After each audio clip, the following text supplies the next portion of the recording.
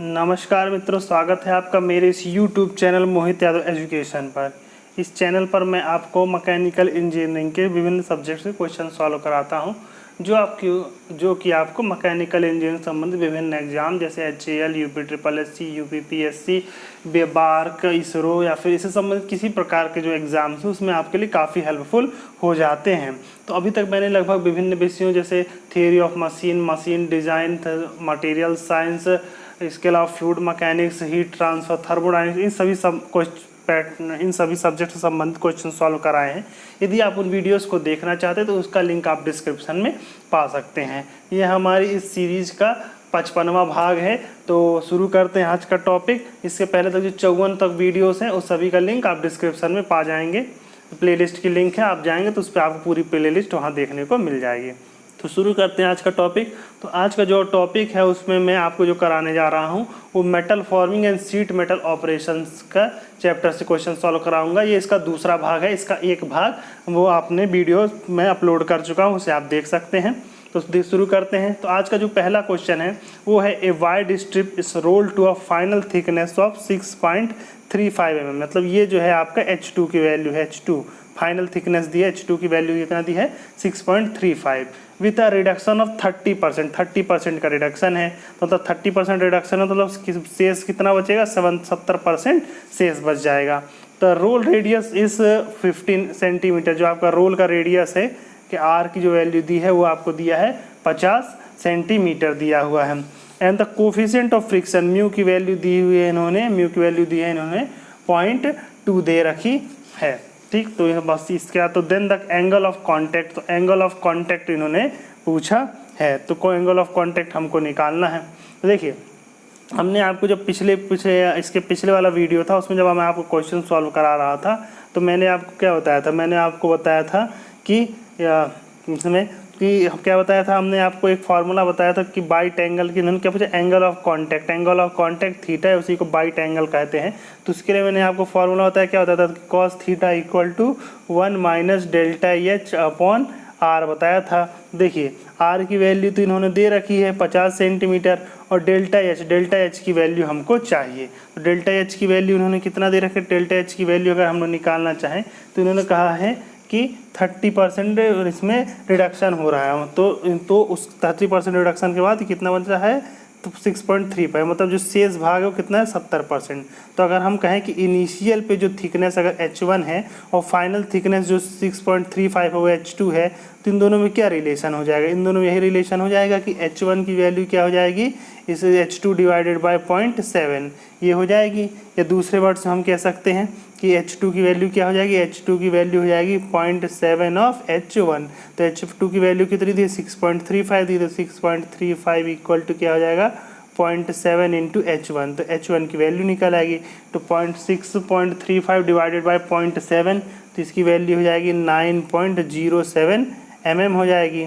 तो हम निकालें डेल्टा एच। तो डेल्टा एच की वैल्यू क्या होती है, डेल्टा एच की वैल्यू होती है H1 माइनस H2। तो H1 की वैल्यू हम लोगों ने कितना निकाला, H1 की वैल्यू निकाला 9.07 और H2 की वैल्यू कितनी है, H2 की वैल्यू 6.35। दोनों को हम लोग घटा देंगे, हो जाएगा 2.72 mm हो जाएगा डेल्टा एच की वैल्यू। तब हम इसको सीधे से फार्मूले में रख देंगे। तो हम जानते हैं क्या है कि कॉस थीटा की वैल्यू क्या होती है 1 माइनस डेल्टा एच की वैल्यू कितनी है, डेल्टा एच की वैल्यू 2.72 अपॉन आर की वैल्यू कितनी है, आर की वैल्यू दी है यहाँ पे 50 सेंटीमीटर। तो सेंटीमीटर में तो इसको भी हम लोग mm में रख लेंगे, तो सेंटीमीटर को mm में रख लेंगे तो इंटू 500। तो इसको सॉल्व कर दीजिए। तो कॉस थीटा के इसको सॉल्व करेंगे तो कितना हो जाएगा, तो कॉस थीटा की वैल्यू आ जाएगी लगभग 0.9973 आ जाएगी। ठीक, तो थीटा की वैल्यू कितनी है, थीटा की वैल्यू हो जाएगी 4.23 डिग्री के आसपास इसकी वैल्यू हो जाएगी 4.23। तो इसको एंगल ऑफ कांटेक्ट कितना हो जाएगा, ठीक, इसी हो जाएगा आपका जो कि 4.23 किस में है, 4.23 जो आएगा, जो वैल्यू आएगी आपकी वो डिग्री सेल्सियस में आएगी। ठीक, तो इसको अपन हम लोग बदल लेंगे, किसमें आंसर किसमें दिया, रेडियंस में दिए हैं। तो रेडियंस में बदलने के लिए क्या करेंगे, पाई बाई 180 का डिवाइड कर देंगे। तो इसको सॉल्व कर दीजिए तो इसका आंसर लगभग जाएगा 0.0738, लगभग बी जो है बी आंसर आ जाएगा। तो इसमें देखिए सीधा सीधा आपको फार्मूला कौन सा याद रखना है, आपको फार्मूला याद रखना है कि कॉस थीटा की वैल्यू क्या होती है 1 minus delta H divided by R. ठीक, 1 minus delta H divided by 2r, sorry 2r होगा, वो मैंने यहाँ पे 2r के हिसाब से ही सॉल्व किया है, जो आंसर इसका यही आएगा। ठीक, मैंने क्योंकि पहले से इसको सॉल्व करके रखा हुआ है, सिर्फ डाटा होता है, तो डेल्टा एच पर 2r होता है कॉस थीटा, तो यहाँ 2r की वैल्यू रखेंगे। ठीक, तो 1 माइनस डेल्टा एच की वैल्यू कितनी, डेल्टा एच की वैल्यू 2.72 थी, और 2 इंटू होगा r की वैल्यू कितनी 500, तो उसके हिसाब से सॉल्व करिएगा, तब भी आंसर आपका यही होगा, क्योंकि मैंने इसको पहले एक बार सॉल्व करके इसको रखा हुआ है। अगला क्वेश्चन ले लेते हैं। अगला क्वेश्चन है which of the following material is use for the manufacture of the extrusion nozzle. Extrusion nozzle के लिए क्या हम लोग निम्नलिखित में से किसका प्रयोग करते हैं, किस मतलब मटेरियल का प्रयोग किया जाता है। तो देखिए एक्सट्रूजन नोजल के लिए देखिए जो मटेरियल यूज़ किया जाता है वो होता है grey cast iron. Grey cast iron का प्रयोग किया जाता है। एक्सट्रूजन नोजल, जो एक्सट्रूजन्स के नोजल्स बनाए जाते हैं उसके लिए जो प्रयोग किया जाता है वो वाइट कास्ट आयरन का प्रयोग किया जाता है। ठीक, तो इसका देखिए दिया हुआ है ये grey cast iron, nodular cast iron. तो ये जो आपको grey cast iron, nodular cast iron होते हैं, इसकी विशेषता क्या होती है, सब ये लेथ के बेड बनाने के काम आते हैं। ठीक, ये याद रख लीजिए। Malleable cast iron, malleable cast iron का प्रयोग कहाँ किया जाता है, मेलेबल कास्ट आयरन का प्रयोग जनरल पर्पस में किया जाता है, ऐसी जगह पर जहाँ पर हमको अधिक कंप्रेसिव स्ट्रेंथ भी चाहिए, साथ में थोड़ी सी हमको टेंसाइल स्ट्रेंथ भी चाहिए, तब हम लोग मेलेबल कास्ट आयरन का प्रयोग करते हैं। अगला क्वेश्चन ले लेते हैं।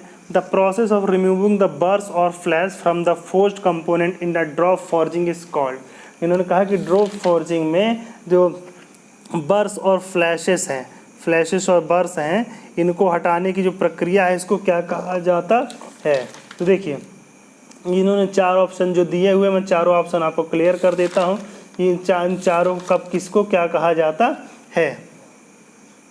देखिए चार ऑप्शन दिए। पहला दिया स्वेजिंग। देखिए स्वेजिंग क्या होता है, स्वेजिंग क्या होता है, एक रोटरी स्वेजिंग क्या है, इसे दूसरे वर्ड में कहेंगे रोटरी स्वेजिंग कहा जाता है।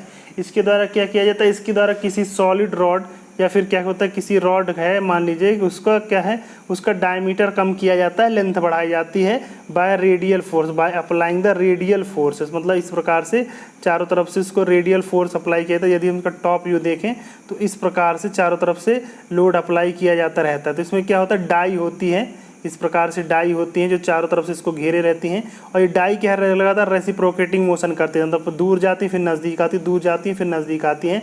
तो इस प्रकार लगातार इस रॉड पर रेडियल फोर्स काम करता रहता है, जिसके कारण इस रेडियल फोर्स के कारण उसका डायमीटर कम होता है और लेंथ इसकी बढ़ जाती है। तो ये जो प्रोसेस कहलाता है, ये प्रोसेस कहलाता है स्वेजिंग प्रोसेस, या कभी कभी इसे रोटरी स्वेजिंग भी कहते हैं। ठीक, तो इस प्रकार से ये रेडियल इम्पैक्ट फोर्सेस लगाते हैं, तो उससे क्या होता है, उससे उसका डायमीटर कम होता है, लेंथ बढ़ जाती है। इसमें क्या है, रेसिप्रोकेटिंग डाइस का प्रयोग किया जाता है। दूसरा दिया है ऑप्शन परफोरेटिंग। देखिए परफोरेटिंग क्या होता है, परफोरेटिंग होता है जैसे किसी शीट मेटल है उसमें लगातार ढेर सारे होल्स बनाने की, छोटे छोटे होल्स बनाने की जो प्रक्रिया होती है उसको परफोरेटेड कहते हैं, और इस प्रकार जो शीट प्राप्त होती है उसको परफोरेटेड शीट कहा जाता है।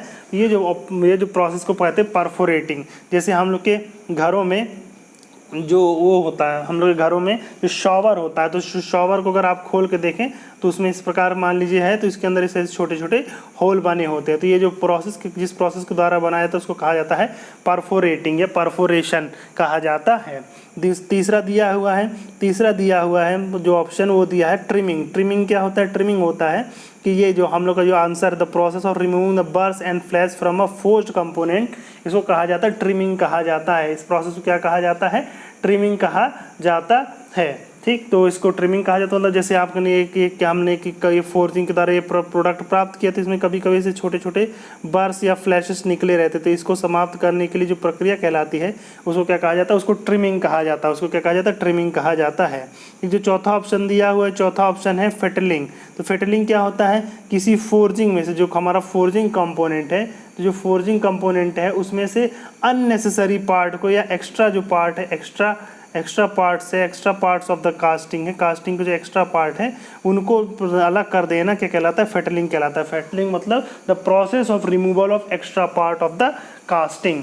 फोर्जिंग नहीं, एक्स्ट्रा पार्ट होता है कास्टिंग। कास्टिंग के जो एक्स्ट्रा पार्ट है उसको पृथक करना क्या कहलाता है, फेटलिंग कहलाता है। फॉर एग्जांपल जब हम लोग कास्टिंग कर रहे होते हैं तो एक कास्टिंग हो रही है, कास्टिंग के साथ यहाँ से रनर और राइजर भी इसके साथ अटैच्ड होते हैं। तो जब हम इसको बाहर निकालते हैं तो रनर और राइजर भी इसके साथ ही सॉलिडिफाई हुए रहते हैं। तो इन पार्ट को इसमें से काट करके अलग करना कहलाता है फेटलिंग कहलाता है। क्या कहलाता है, फेटलिंग कहलाता है। तो इस क्वेश्चन का आंसर क्या हो जाएगा, इस क्वेश्चन का आंसर हो जाएगा ट्रिमिंग। तो रिमूविंग द बर्स और flash from A forged component, मतलब किसी फोर्जिंग के कंपोनेंट का से बर्स और फ्लैश को पृथक करना क्या कहलाता है, ये ट्रिमिंग कहलाता है। अगला क्वेश्चन ले लेते हैं, magnetic forming is an example of. Magnetic forming किस चीज़ का एग्जाम्पल है, तो देखिए cold forming, hot forming, high energy rate forming and roll forming. तो इसका आंसर है हाई एनर्जी रेट फॉर्मिंग। ठीक, तो देखिए जो हाई एनर्जी रेट फॉर्मिंग होती है इसको कहते हैं, इनको शॉर्ट में कहा जाता है HER कहा जाता है, HER forming, high energy rate forming. ये मतलब इस प्रकार के प्रोसेस होते हैं जिसमें एनर्जी रेट बहुत अधिक मात्रा में आवश्यकता होता है, एनर्जी बहुत अधिक मात्रा में होती है। ठीक, तो इसके अन्य उदाहरण है, देखिए एक उदाहरण हो गया मैग्नेटिक फॉर्मिंग हो गया, दूसरा एक अन्य उदाहरण होता है एक्सप्लोसिव फॉर्मिंग। एक्सप्लोसिव फॉर्मिंग एक एक्सप्लोसिव फॉर्मिंग होता है। ठीक, एक दूसरा एक अन्य उदाहरण है आपको मिल जाएगा, वो होता है इलेक्ट्रोहाइड्रोलिक फॉर्मिंग। इलेक्ट्रोहाइड्रोलिक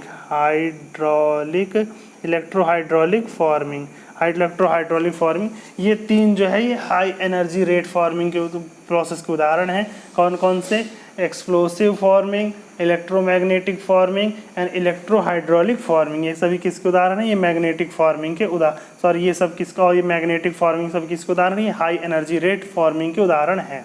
ठीक, बाकी देखिए कोल्ड फार्मिंग मतलब जिसमें हम लोग कोल्ड वर्किंग प्रोसेस कर रहे हैं, हॉट फार्मिंग से हॉट वर्किंग प्रोसेस कर रहे हैं, रोल फार्मिंग जिसमें हम लोग रोलर का इस्तेमाल कर रहे होते हैं, तो इसे क्या कहते हैं, मैग्नेटिक फार्मिंग कहा जाता है। अगला क्वेश्चन ले लेते हैं।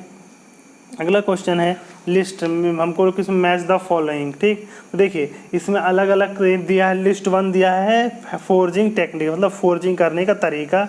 दूसरा दिया है select the correct answer using the code given below the list, किस नीचे लिस्ट में से उसको हमको चूज करना है। देखिए ए दिया है smith forging, B drop forging, C pressure forging और डी मशीन फोर्जिंग। ठीक, देखिए ये सबसे पहले दिया स्मिथ फोर्जिंग। देखिए स्मिथ फोर्जिंग क्या होता है, तो देखिए स्मिथ फोर्जिंग क्या होता है, स्मिथ फोर्जिंग एक प्रोसेस होता है जिसमें मैनुअली हम लोग फोर्जिंग करते हैं, जिसमें फोर्जिंग क्या किया जाता है, मैनुअली किया जाता है किसी ओपन डाइस में। देखो ओपन डाइस मतलब जिसमें हम लोग ऊपर से एक तरफ डाई होता है, दूसरी तरफ डाई होना हो ज़रूरी नहीं है, तो मतलब ओपन डाई है, मतलब नीचे से एक सपोर्ट रहता है, ऊपर से दूसरा हम लोग हैमर की सहायता से क्या कहते हैं उस पर इम्पैक्ट लोड डालते हैं। तो स्मिथ फोर्जिंग क्या होता है, carried out manually in open dice. तो ए क्या हो गया, ए के लिए 2 हो गया। तो ए के लिए 2 कहाँ दिया, ए के लिए 2 सी और ए में दिया, ए और सी में दिया हुआ है। दूसरा दिया ड्रॉप फोर्जिंग। तो ड्रॉप फोर्जिंग में क्या होता है, ड्रॉप फोर्जिंग में एक ही देखिए एक डाई ये होती है, उसके ऊपर दूसरी डाई होती है और उसके बीच में जिस चीज़ की फोर्जिंग करनी होती है वो मेटल हम लोग इसके भीतर रख देते हैं, और एक हैमर होता है जो कि लगातार इस पर गिरता है, ऊपर से इम्पैक्ट मतलब ऊपर से ड्रॉप होकर के इस पर ढप से गिरता है, फिर उसको हम लोग ऊपर की ओर ले जाते हैं, फिर इसको छोड़ देते हैं ऊपर से, फिर इस पर गिरता है। तो इस प्रकार से ये धीरे धीरे दोनों डाई एक दूसरे के नज़दीक आती जाती है, अंदर और इस जो मेटल है उसको जो डाई के भीतर का शेप है उसको शेप को कंटिन्यूसली लेता चला जाता है। तो ये जो फोर्जिंग प्रोसेस कहलाती है ड्रॉप फोर्जिंग कहलाती है। इसमें क्या है, इम्पैक्ट फोर्स काम करता है। तो इन्होंने इसका आंसर क्या हो जाएगा, इसका आंसर हो जाएगा मटेरियल इज सबसेट और to get the desired shape नहीं done in closed impression dies by the hammer in blows. तो ड्रॉप फोर्जिंग बी का आंसर क्या हो जाएगा, बी का आंसर 3। इनको क्लोज्ड इम्प्रेशन डाई में किया जाता है और हैमर का लगातार उस पर प्रहार किया जाता रहता है। तो बी के लिए क्या हो जाएगा, बी के लिए 3 हो जाएगा। तो बी के लिए 3 आपको कहाँ मिल रहा है, ए में मिल रहा है। तो बाकी आंसर सी के लिए 4 और डी के लिए 1 हो जाएगा। तो सी के लिए प्रेस फोर्जिंग में देखिए क्या किया था, बिल्कुल यही ऑप्शन जिस प्रकार से ड्रॉप फोर्जिंग होती है उसी तरह से होती है, बस एक मुख्य अंतर ये होता है कि इस मटेरियल को रखने के बाद हैमर बार बार उस पर ढप ना गिर करके इस पर लोड की सहायता से इसको कंटिन्यूसली सिर्फ दबाते चले जाते, तब तक दोनों डाइस एक दूसरे के एकदम संपर्क में नहीं जाते आती, और उसके भीतर में रखा हुआ रेड हॉट आयरन या रेड हॉट जो मेटल होता है वो डाई का शेप नहीं ले लेता है। तो इसमें क्या है, कंटिन्यूसली स्क्यूज़ किया जाता है, मतलब उसको लगातार दबाया जा रहा होता है। तो सी के लिए प्रेस फोर्जिंग, प्रेस फोर्जिंग के लिए 30 क्या हो जाएगा, प्रेस फोर्जिंग के लिए done in closed impression dies by continuous squeezing process, तो क्या हो जाएगा सी के लिए 4 जाएगा। डी के लिए machining forging, material is only upset to get the desired shape, ठीक है, मशीन फोर्जिंग हम लोग मशीनों का प्रयोग करते हैं, तो इसका आंसर क्या हो जाएगा, इसका आंसर हो जाएगा ए हो जाएगा। अगला क्वेश्चन ले लेते हैं। अगला क्वेश्चन है लिस्ट 1 दिया है विद लिस्ट 2 दिया है, का यूज द करेक्ट यूजिंग, मतलब select the correct answer using the code given below the list, इनमें किसमें से सही ऑप्शन चूज करना है। सीधे सीधे इसमें लिस्ट एक तरफ प्रोडक्ट दिया हुआ है और लिस्ट बी में जो दिया हुआ है वो दिया है कुछ प्रोसेस से बनाया जाएगा।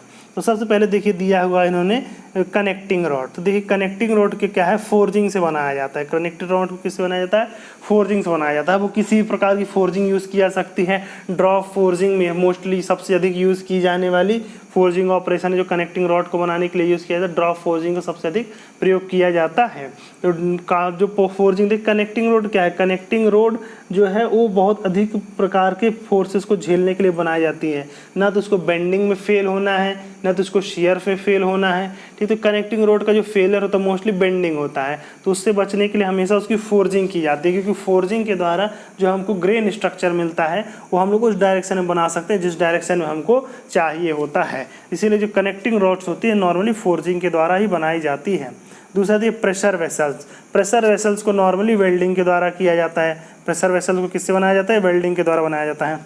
क्यों, क्योंकि अगर हम लोग उसमें किसी और प्रोसेस से बनाएंगे तो उसमें दोनों अगर दो प्रेशर वेसल के दो भागों को जोड़ते हुए हम लोग किसी और प्रोसेस से बनाएंगे तो उसमें क्या होगा कि उसमें कहीं ना कहीं लीकेज के चांसेस रहेंगे। इसीलिए प्रेशर वेसल को हमेशा वेल्डिंग की सहायता से बनाया जाता है। तो ए के लिए 3, तो ए के लिए 3 कहाँ है, यहाँ बी और डी में है। और बी के लिए क्या है 1, तो बी के लिए 1 कहाँ है, यहाँ पे है। तो इस आंसर हमारा क्या हो गया बी। सी के लिए 4 और डी के लिए 2 तय हो गया। तो सी के लिए 4 देखिए कास्टिंग, मशीन टूल बेड्स हमेशा कास्टिंग से बनाए जाते हैं। क्यों, क्योंकि उसमें किसी प्रकार का हमको इम्पैक्ट लोड या अन्य प्रकार का लोड नहीं रखना है। और जो मशीन टूल बेड्स बनाए जाते हैं वो कास्ट आयरन के बनाए जाते हैं। क्यों बनाए जाते हैं, क्योंकि आसानी से सारे वाइब्रेशन को एब्सॉर्व कर लेते हैं, इनकी डैम्पिंग कैपेसिटी बहुत अच्छी होती है। इसीलिए machine tool beds cast iron के बनाए जाते हैं और कास्टिंग से बनाए जाते हैं, ठीक। और कोलैप्सिबल ट्यूब्स, कोलैप्सिबल ट्यूब हमेशा जब भी देखिए पूछा जाए कि ट्यूब्स किस चीज़ से बनाई जाती हैं तो देखिए 2 आंसर हो सकते हैं। ये एक तो पहले सीधे सीधे कहिए कि अगर ट्यूब्स बनाने की बात है तो एक्सट्रूजन प्रोसेस से ही ट्यूब्स बनाए जाते हैं।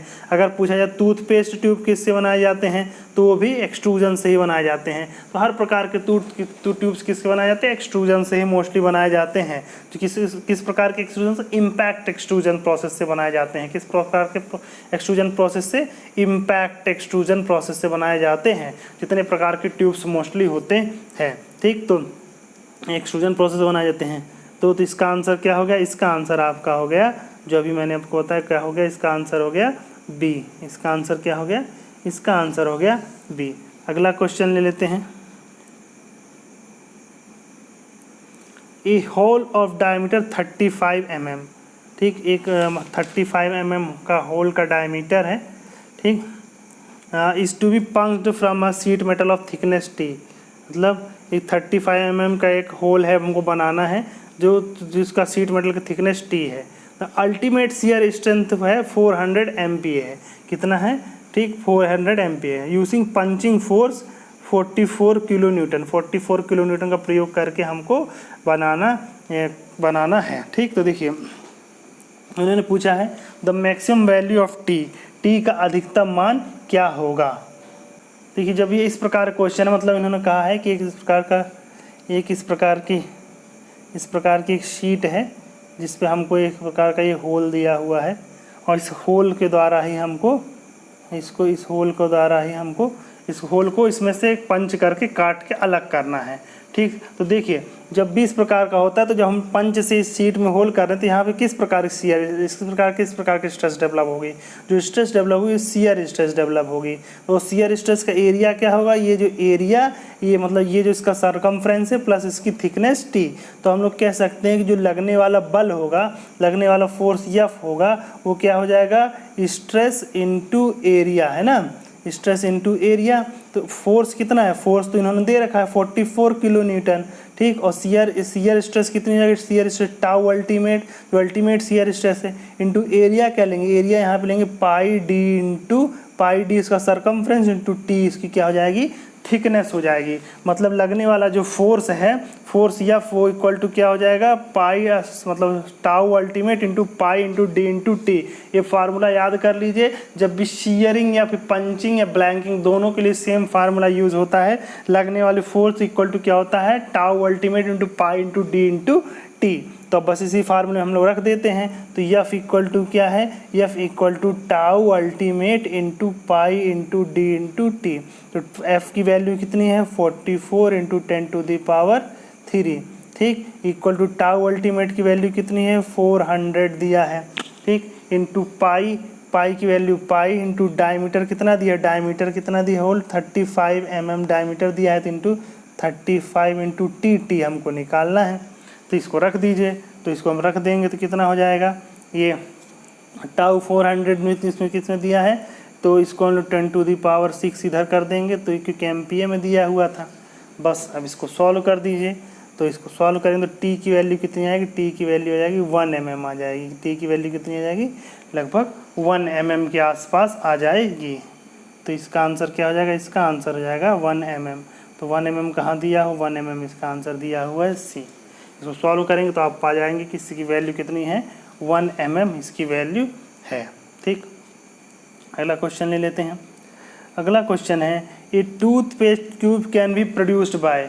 मैंने आपको बताया था ना, अभी ही बताया था, टूथपेस्ट ट्यूब किस प्रकार से बनाए जाते हैं, इनको एक्सट्रूजन प्रोसेस से बनाया जाता है, इम्पैक्ट एक्सट्रूजन प्रोसेस से बनाया जाता है, ठीक। तो अब देखिए इसमें इम्पैक्ट एक्सट्रूजन के प्रोसेस के अलावा और भी देखिए 4 तरीके, देखिए सॉलिड फॉरवर्ड एक्सट्रूजन दिया है, सॉलिड बैकवर्ड एक्सट्रूजन दिया है, हॉलो बैकवर्ड एक्सट्रूजन दिया है, हॉलो फॉरवर्ड एक्सट्रूजन दिया हुआ है। तो देखिए अलग अलग प्रकार के 4 प्रकार के एक्सट्रूजन्स हैं, मैं आपको इसके बारे में बता देता हूँ सभी प्रकार के एक्सट्रूजन्स। देखिए क्या होता है एक्सट्रूजन प्रोसेस में, सबसे पहले देखिए क्या है, एक जो हम लोग का दिया है सॉलिड फॉरवर्ड एक्सट्रूजन। तो सॉलिड फॉरवर्ड एक्सट्रूजन किस प्रकार का होता है, सॉलिड फॉरवर्ड एक्सट्रूजन क्या होगा, इस प्रकार से हमारी डाई होती है,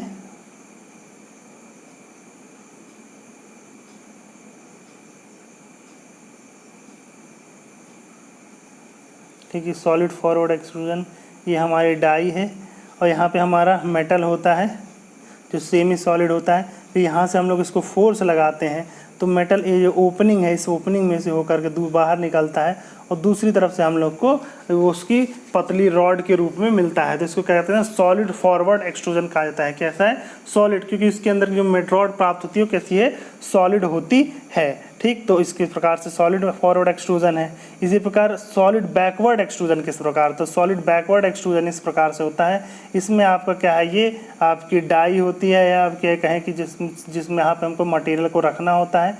उसके बाद ये एक हॉलो होता है, हॉलो मैंड्रल होता है, ठीक, इस प्रकार से, ठीक। और इसमें कि इसका इसको फिर से मैं बना देता हूँ, थोड़ा सा साफ लगेगा। इसमें एक हॉलो मैंड्रल होता है,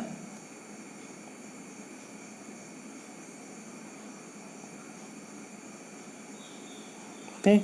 ये हॉलो मैंड्रल क्या है, आगे की ओर मोशन करता है, तो इसके भीतर जो मेटल है सेमी लिक्विड फॉर्म में पीछे बैकवर्ड, ठीक, पीछे की ओर निकल रहा होता है। तो इसको कहते हैं सॉलिड बैकवर्ड एक्सट्रूजन कहते हैं, ठीक। इसको क्या कहा जाता है, सॉलिड बैकवर्ड एक्सट्रूजन कहा जाता है। इसमें अभी जो मतलब जिस डायरेक्शन में पिस्टन का मूवमेंट है, अगर उसी डायरेक्शन में मेटल का ही मूवमेंट हो रहा है तो उसको क्या कहते हैं, सॉलिड फॉरवर्ड एक्सट्रूजन कहते हैं।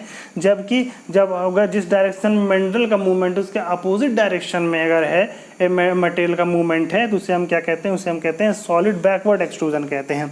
अब देखिए इन दोनों में से कौन सा ज़्यादा हेल्पफुल है, कौन ज़्यादा एडवांटेजियस है, तो सॉलिड बैकवर्ड एक्सट्रूजन ज़्यादा एडवांटेजियस है। क्यों, क्योंकि इसमें जो हम लोग को सरफेस ऑफ फ्रिक्शन सरफेस प्राप्त हो, सरफेस ऑफ फ्रिक्शन होता है वो कम होता है, तो इसमें लगने वाला फ्रिक्शनल फोर्स भी कम हो जाता है। इसीलिए बैकवर्ड एक्सट्रूजन को ही अधिक मात्रा में प्रयोग किया जाता है। तो solid backward extrusion solid forward extrusion की अपेक्षा अधिक फायदा होता है। सॉलिड फॉरवर्ड को भी, फॉरवर्ड एक्सट्रूजन को कभी कभी को डायरेक्ट एक्सट्रूजन भी कहते हैं और बैकवर्ड एक्सट्रूजन को इनडायरेक्ट एक्सट्रूजन कहा जाता है, इनडायरेक्ट एक्सट्रूजन कहा जाता है।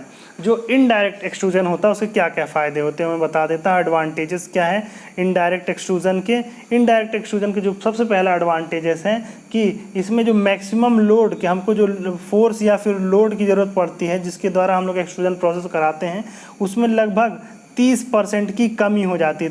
लगभग अबाउट 30% रिडक्शन हो जाता है किसमें हम लोग को जो फोर्स अप्लाई है या मैक्सिमम लोड रिक्वायर्ड किसके लिए डायरेक्ट एक्सट्रूजन के लिए जो चाहिए होगा उससे लगभग 30% कम लोड की आवश्यकता होती है। ठीक, साथ में एक्सट्रूजन प्रेशर जो होता है एक्सट्रूजन प्रेशर क्या हो वो काफ़ी मात्रा में कम हो जाता है। इसमें जो फ्रिक्शन होता है फ्रिक्शन कंटेनर और बिलेट के बीच उसके अंदर जो सेमी सॉलिड लिक्विड होता है सेमी सॉलिड मेटल जो होता है उसको बिलेट कहा जाता है। वो बिलेट क्या है उसका फ्रिक्शन कम हो जाता है। साथ में इसकी क्या है जो इनडायरेक्ट एक्सट्रूजन है इसका जो टूलिंग है उस जो टूल्स हैं उसकी लाइफ भी अधिक होती है। ठीक, इसीलिए क्या किया जाता है इसीलिए हम मोस्टली सॉलिड बैकवर्ड एक्सट्रूजन का प्रयोग किया जाता है। इसी प्रकार हॉलो फॉरवर्ड एक्सट्रूजन के बारे में बता देता हूँ। हॉलो फॉरवर्ड एक्सट्रूजन किस प्रकार से होता है देखिए इसी प्रकार से होता है देखिए किस प्रकार से होता है बताता हूँ। ये देखिए इसमें सिस्टम देखिए पूरा वही है जैसे उसमें होता है लेकिन बस अंतर ये होता है कि इसमें यहाँ पे एक मैंड्रल लगाया जाता है। इस प्रकार से एक मैंड्रल होता है सपोर्टिंग मैंड्रल और इसके अलावा फिर ऊपर से यहाँ दोनों तरफ से पिस्टन की सहायता से पिस्टन से इसको इस डायरेक्शन फोर्स किया जाता है तो मेटल जो है इसमें से यहाँ से होकर गुजरती है तो यहाँ पे जो निकलेगा मेटल वो क्या है हॉलो फॉर्म में निकलता है। इस प्रकार हॉलो रहता है। ठीक, क्या कहते हैं हॉलो रहता है मतलब मेटल आपको यहीं प्राप्त होता है। तो यहाँ पे जो एक मैंड्रल की सहायता से रखा जाता है जिसके कारण दूसरी तरफ जो मेटल निकलता है वो सॉलिड फॉर्म में ना निकल करके एक हॉलो पाइप के फॉर्म में निकलता है। तो इसको कहा जाता है हॉलो बैकवर्ड एक्सट्रूजन कहा जाता है। इसे हॉलो फॉरवर्ड एक्सट्रूजन कहा जाता है। क्यों? क्योंकि पिस्टन और मेटल के डायरेक्शन क्या है सेम है। तो इसे क्या कहा जाता है इसको कहा जाता है कि ये है हम लोग का सॉलिड हॉलो फॉरवर्ड एक्सट्रूजन। इसमें एक मैंड्रल की सहायता से हम लोग उसको सपोर्ट करते हैं। हॉलो बैकवर्ड एक्सट्रूजन किस प्रकार से होता है हॉलो बैकवर्ड एक्सट्रूजन इस प्रकार से होता है। इसमें एक डाई होती है उसके ऊपर एक पंच को इस प्रकार से रखा जाता है। यहाँ पे बिलेट होता है ये बिलेट पर लगातार इम्पैक्ट करता रहता है। तो ये जो क्या है बिलेट क्या है कि यहाँ बगल से कंटिन्यूसली रॉड के रूप में ऊपर की ओर निकलता चला जाता है। इस प्रकार से हमको एक हॉलो ट्यूब प्राप्त होती जाती है। तो इसको कहा जाता है हॉलो बैकवर्ड एक्सट्रूजन कहा जाता है। कभी कभी से इम्पैक्ट एक्सट्रूजन भी कहा जाता है। तो इसकी द्वारा क्या किया था इसके द्वारा हम लोग टूथपेस्ट की ट्यूब या कोलैप्सिबल ट्यूब्स का निर्माण करते हैं। तो उन्होंने पूछा क्या है उन्होंने पूछा है toothpaste tubes can be produced bye toothpaste किस प्रकार से प्रोड्यूस की जा सकती है तो हॉलो बैकवर्ड एक्सट्रूजन के द्वारा। तो हॉलो बैकवर्ड एक्सट्रूजन के द्वारा हम लोग टूथपेस्ट ट्यूब्स को प्रोड्यूस कर सकते हैं। ठीक, इसके अलावा ठीक कभी कभी इम्पैक्ट एक्सट्रूजन वर्ड अगर लिखा था इम्पैक्ट एक्सट्रूजन अगर पूछा है टूथपेस्ट ट्यूब किस तो एक्सट्रूजन प्रोसेस से बनाई जाती है। ये बहुत ही इंपॉर्टेंट है। अगला क्वेश्चन है in wire drawing operation the maximum reduction per pass for perfectly plastic materials in ideal condition is. ये याद कर लीजिए कि वायर ड्राइंग में एक पास में आइडियल कंडीशन मतलब सब फ्रिक्शन नहीं है perfectly plastically material plastically shape ले रहा है उस सभी कंडीशन में जो मैक्सिमम रिडक्शन संभव होता है वो होता है 63.2% होता है। ठीक, इसका डेरिवेशन आपको मिल जाएगा कई जगहों पर। ठीक, लेकिन आपको जो सीधा याद रखना है कि जो मैक्सिमम रिडक्शन पॉसिबल होता है वो 63.2% ही पॉसिबल होता है। तो इस सवाल को जो आंसर हो जाएगा इस सवाल का आंसर हो जाएगा 63%। ठीक, तो फ्रेंड्स तो इस प्रकार से 63% रिडक्शन आपको मिल जाएगा। तो ये जो क्वेश्चन थे अभी तक ये क्वेश्चन आपको थे एक है आपके किसके मेटल फॉर्मिंग या शीट मेटल ऑपरेशन से संबंधित क्वेश्चन है। लेकिन इसमें और भी जो चीज़ें आपको याद कर लेनी चाहिए वो ये है कि आपको याद कर लेना चाहिए कि भिन्न भिन्न प्रकार के ऑपरेशंस क्या होते हैं। वह शीट मेटल में जो सबसे अधिक मात्रा में आपको याद किया जाता है वो विभिन्न प्रकार के ऑपरेशन दिए जाते हैं और पूछा जाता है कि ये ऑपरेशन क्या है। ठीक, तो देखिए सबसे पहले आपको एक ऑपरेशन जो मैं आपको बताने जा रहा हूँ वो है एम्बोसिंग।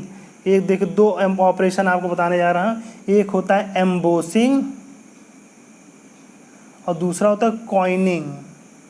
देखिए दो ऑपरेशन होते हैं एक होता है एम्बोसिंग और दूसरा होता है कॉइनिंग। ठीक, देखिए दोनों का काम क्या है। ठीक, एम्बोसिंग का मतलब होता है कि जो भी आपके पास शीट मेटल है उस पर रेस्ड फिगर का निर्माण करना, मतलब उस पर फिगर का निर्माण करना, इस प्रकार का निर्माण करना कि फिगर एक तरफ जैसा हो, उसका जस्ट दूसरी साइड उसका अपोजिट हो। तो उदाहरण के लिए जैसे आपके पास ये एक परफेक्टली शीट है, ठीक, इसमें अगर हम एम्बोसिंग करेंगे तो इस तरफ से अगर ये थोड़ा सा इस मेटल बाहर आ जाएगा तो दूसरी तरफ से इस प्रकार से मेटल दब जाएगा, ठीक। तो इसे क्या कहेंगे, एम्बोसिंग कहा जाएगा। या दूसरे शब्दों में आप लोगों ने देखा जो हम लोग घर पर टीन की छतें होती हैं कैसे होती हैं, इस प्रकार से वेवी एजेस होती हैं, तो उसमें जिस तरफ से उभरा होता है उसके दूसरे अपोजिट में वो दबा हुआ होता है।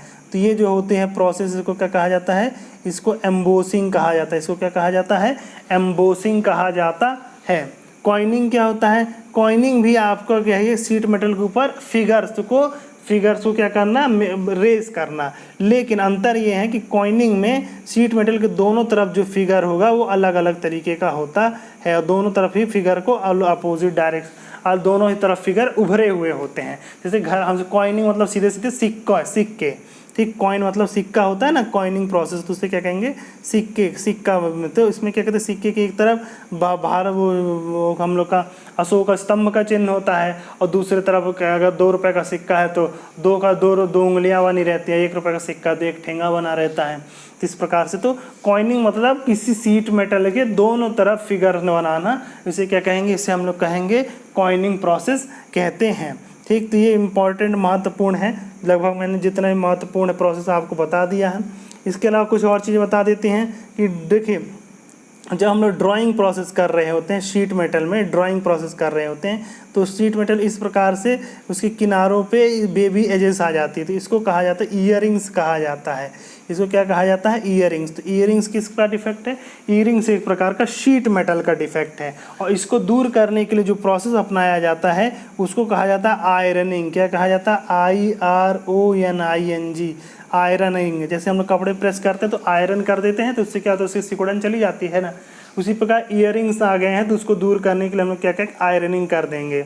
इसके अलावा जो दूसरी चीज़ एक याद रखनी, कैम्बर क्या होता है, जो रोलिंग प्रोसेस होता है। रोलिंग प्रोसेस में क्या होता है, जैसे ये रोलर है, ठीक, ये रोलर है, इन दोनों के बीच से जब मेटल पास हो रहा होता है तो ये क्या कहते हैं, इस पर फोर्स लगता है, इसके कारण ये बेंड होने के चांसेस बढ़ जाते हैं। रोलर क्या अपने एक्सिस पे बेंड हो सकता है, तो वो बेंडिंग ना हो इसीलिए क्या किया, जब रोलर का निर्माण किया जाता है तो रोलर का निर्माण इस प्रकार से उसको थोड़ी सी क्राउनिंग देते हुए किया जाता है। तो इस प्रकार जो रोलर होता है इसको क्या कहा, ये जो उभार थोड़ा दे दिया जाता है, इसको कहा जाता है क्राउनिंग कहा जाता है। इसको क्या कहा जाता है, क्राउनिंग कहा जाता है। इस क्राउनिंग से क्या फ़ायदा, इस क्राउनिंग से ये फ़ायदा होता है कि ये बीच में मेटल अधिक है, तो जब बीच में मटेरियल अधिक है तो इसके बेंडिंग के चांसेस क्या हो जाते हैं, कम हो जाते हैं। तो जब ये बेंड करता है तो इसका इफेक्ट उतना अधिक रोलिंग प्रोसेस पे नहीं पड़ता है। तो ओके फ्रेंड्स, तो ये था मेटल फॉर्मिंग और शीट मेटल ऑपरेशन संबंधित विभिन्न प्रकार के क्वेश्चन जो मैंने आपको सॉल्व कराए। इसमें यदि आपको किसी प्रकार का डाउट हो या कोई क्वेश्चन हो तो आप नीचे कमेंट करके पूछ सकते हैं। साथ में अगर आप हमको टेलीग्राम पे पर्सनल मैसेज करके पूछ सकते हैं, आपको मैं सारी सवालों को जवाब देता हूं। यदि आपको ये वीडियो अच्छा लगा हो तो इसे लाइक कीजिए। यदि अभी तक आपने मेरे चैनल को सब्सक्राइब नहीं किया तो सब्सक्राइब जरूर कर लें, साथ ही बेल आइकन भी प्रेस कर दें ताकि सारी नोटिफिकेशन आपको समय पर मिलती रहे। यदि आप चाहते हैं कि जो मैंने आपको पढ़ाया है इसका PDF, तो इसका लिंक आपको डिस्क्रिप्शन में मिल जाएगा। इसका लिंक आप डिस्क्रिप्शन में पा सकते हैं। साथ में यदि आप चाहें तो अन्य मेरे इससे पहले की वीडियोस देखना चाहते तो उसका प्लेलिस्ट का लिंक भी डिस्क्रिप्शन में मिल जाएगा। इसके अलावा अगर आप फ्लूइड मैकेनिक्स पढ़ना चाहते हो तो उसका लिंक भी आप डिस्क्रिप्शन में पा सकते हैं। यदि आप हमारा टेलीग्राम चैनल ज्वाइन करना चाहते हो तो उसका लिंक भी आपको डिस्क्रिप्शन में मिल जाएगा। इसके अलावा मैंने क्वेश्चन बैंक की PDF का भी लिंक डिस्क्रिप्शन में दे रखा है, जो कि आपके लिए काफ़ी हेल्पफुल हो सकता है। तो उसके लिंक पर जाकर क्लिक करके आपको क्वेश्चन पेपर डाउनलोड करके उनको सॉल्व कर लीजिए, तो आपकी सभी प्रकार की तैयारियों में आपके लिए हेल्पफुल रहेगा। तो आप अपनी तैयारी जारी रखिए, हिम्मत मत हारिए, ठीक, क्योंकि सफलता आपकी निश्चित है। तो क्योंकि कोई भी लक्ष्य बड़ा नहीं, हारा वही जो लड़ा नहीं। धन्यवाद।